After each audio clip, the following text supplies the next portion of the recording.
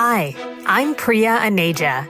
I'm Paul Schrimpf. And I'm Jeff Gorgie. And this is Profit's Healthcare Transformers podcast, where we'll be talking to leaders in healthcare who are focused on transforming their organizations to drive the next level of growth for their business and for healthcare. Transformation is one of those terms that has a lot of layers to it. Sometimes it's about innovation. Sometimes it's about shifting the way you do business. Sometimes it's about your overall operating model, and sometimes it's to a specific department or function. It's also about people, helping them navigate the discomfort that comes with change, but also motivating them to engage in the journey of transformation, from the CEO to the newest employee. It is a journey, and that's why we created this podcast, to break down this multidimensional, dynamic topic of transformation, one story at a time. Are you ready to dive in?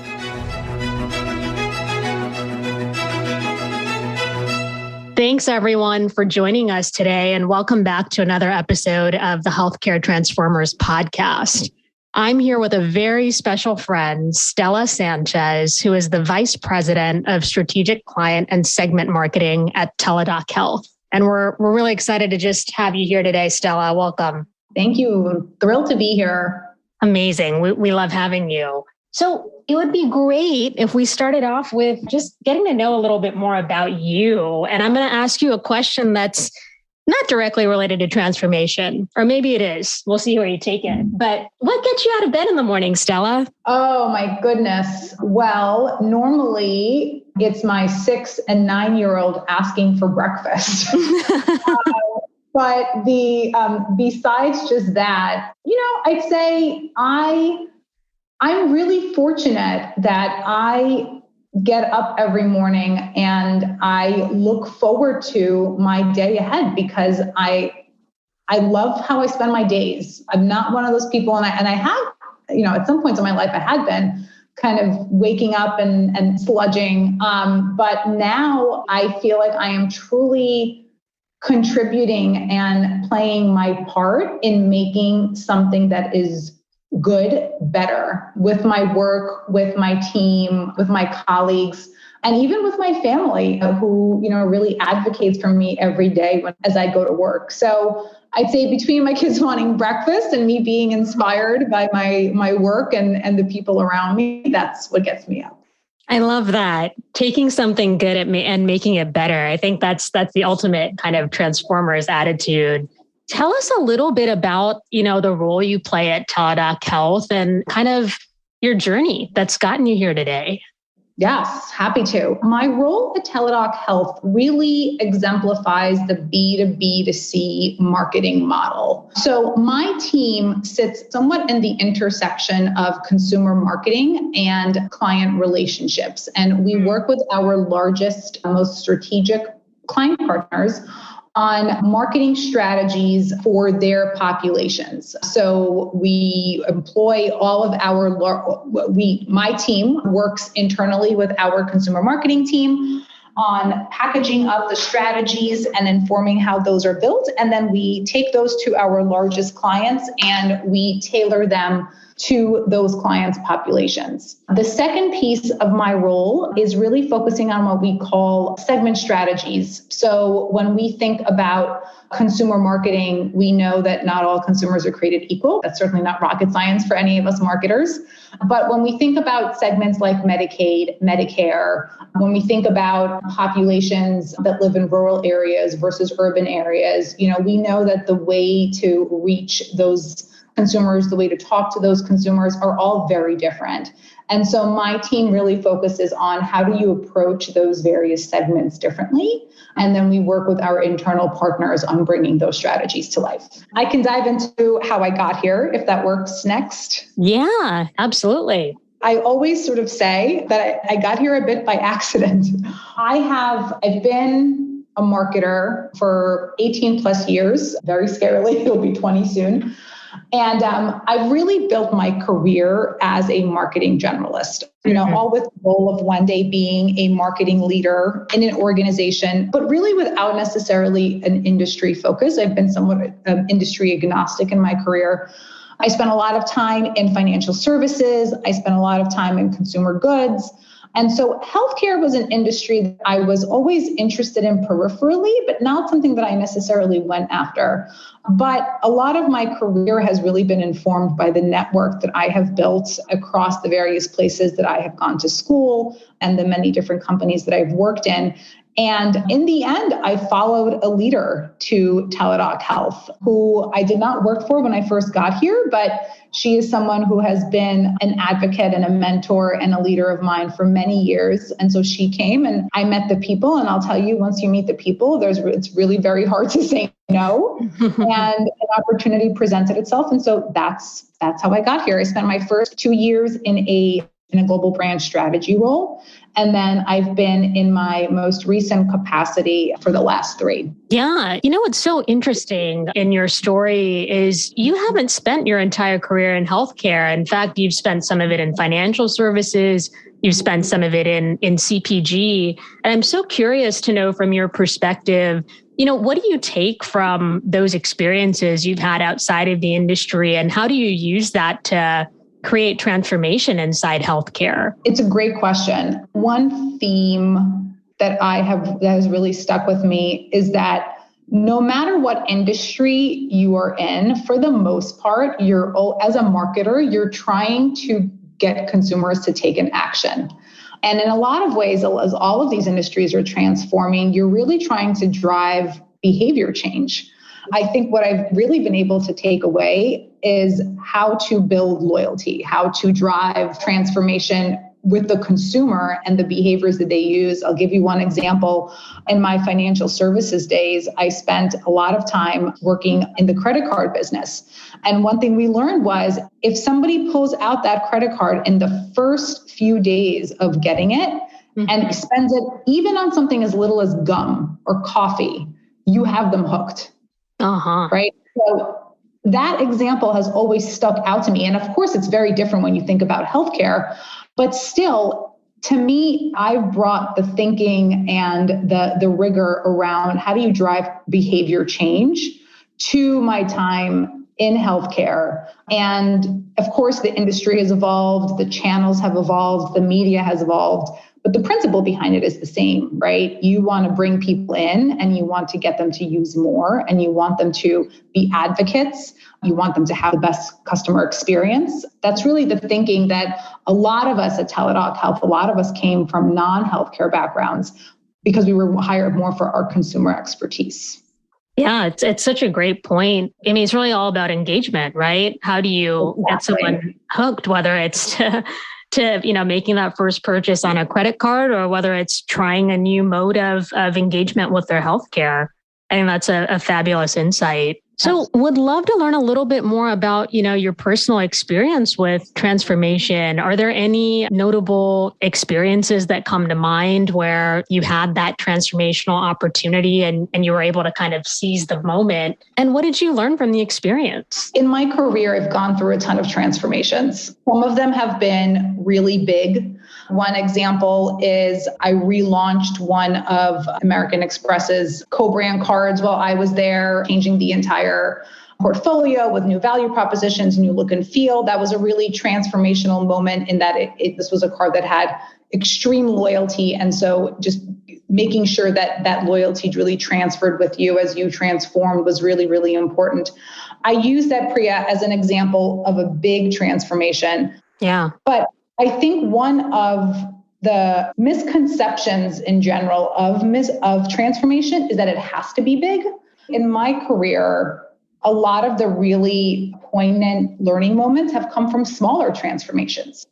From taking something, right, kind of I said in the beginning, that was good and making it better, whether that's been a process, a team org structure, a product and tweaking a feature, a campaign with a change of direction, perhaps. Sometimes they can be small, but the impacts can be really big. And that impact can be on your team, that impact could be on your partners, that impact could be on the consumer. But we often, when we talk about transformation, we think about these big, grandiose ideas, and it doesn't always have to be that. A lot of times it could be small, but still just be so impactful. Yeah, that's an excellent point. You started to talk a little bit about this already, but But what are some of the other maybe misnomers or common misconceptions people have about transformation beyond the point that you just raised? So I think the fact that it has to be so big is definitely a big one.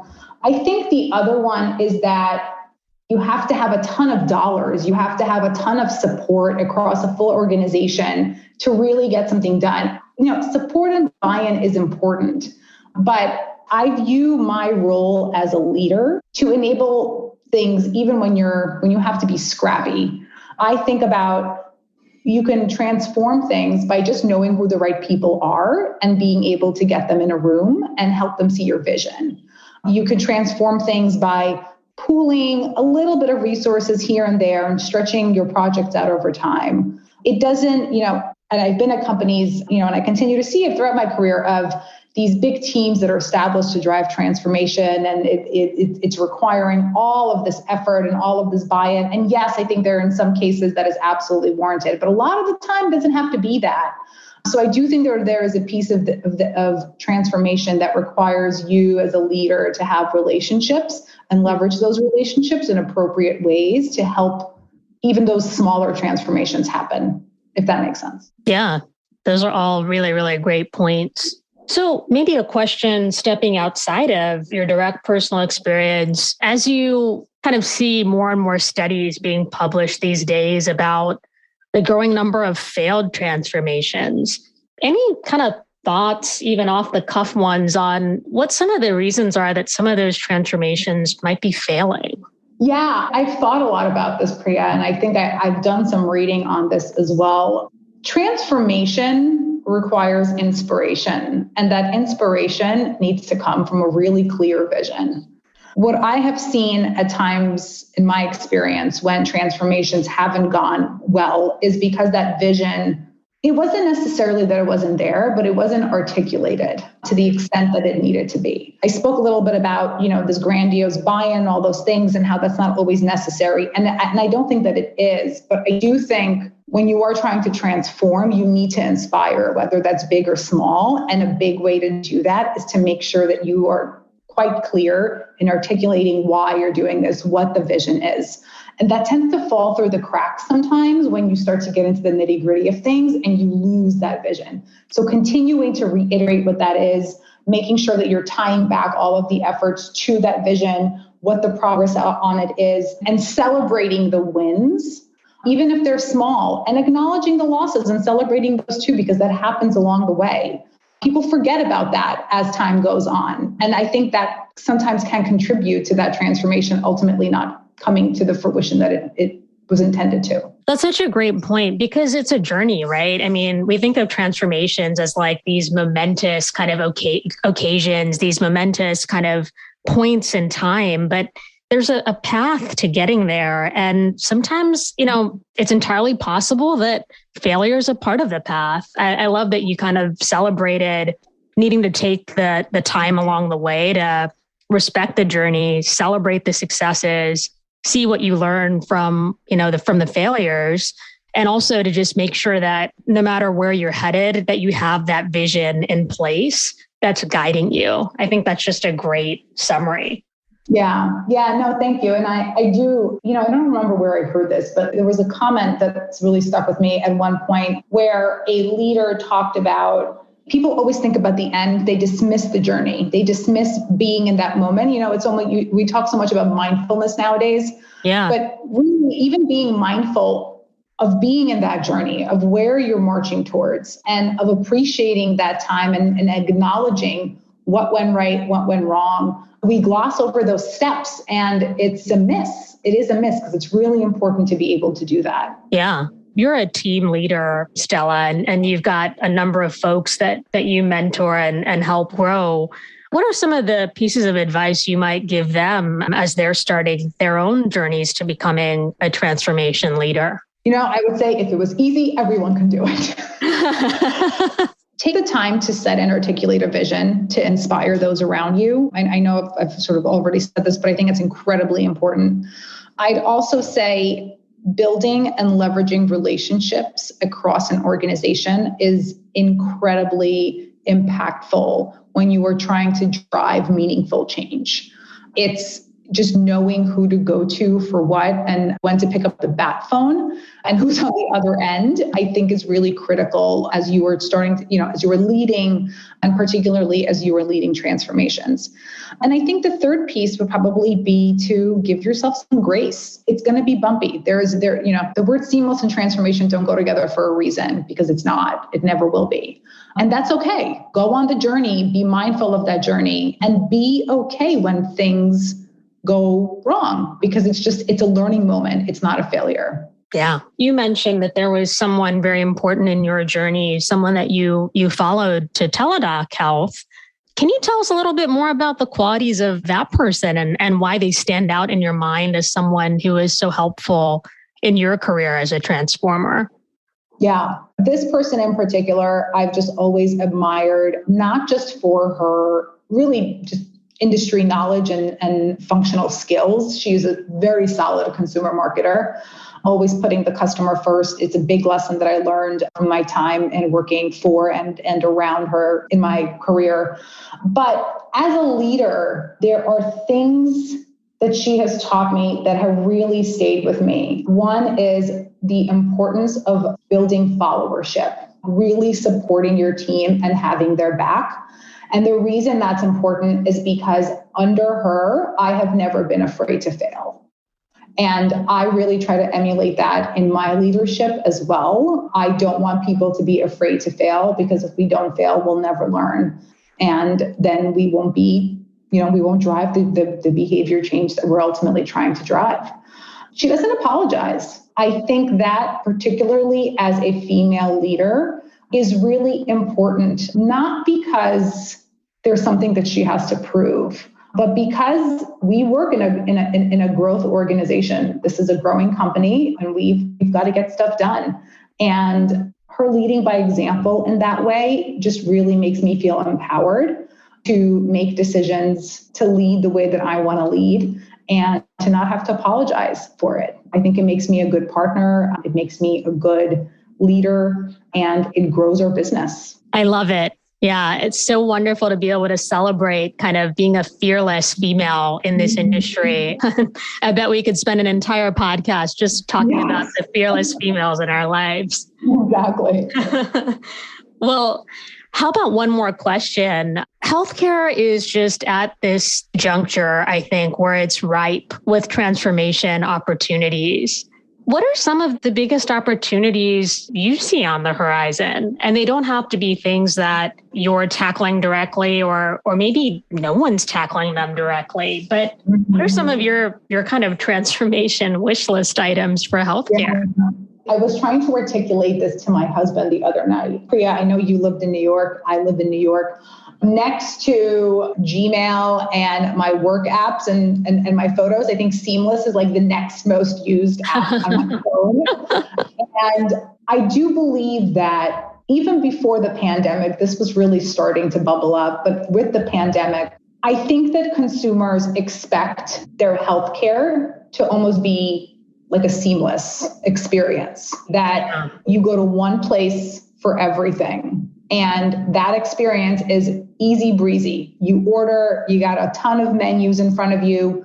You can go to that one place to order breakfast, lunch, dinner, dessert, catering. It can be there in 30 minutes. You can schedule it for whenever time you want.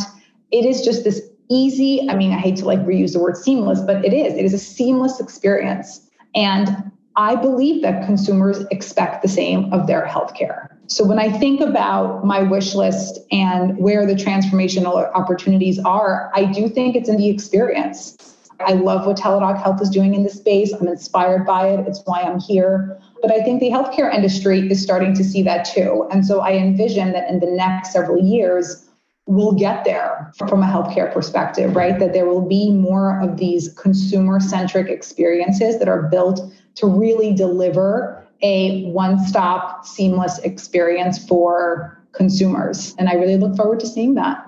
Great. Stella, thank you so much for spending the time with us today. I know our listeners are going to love hearing your perspective. This was so great. Thank you. Thank you for being here, guys. I appreciate the opportunity.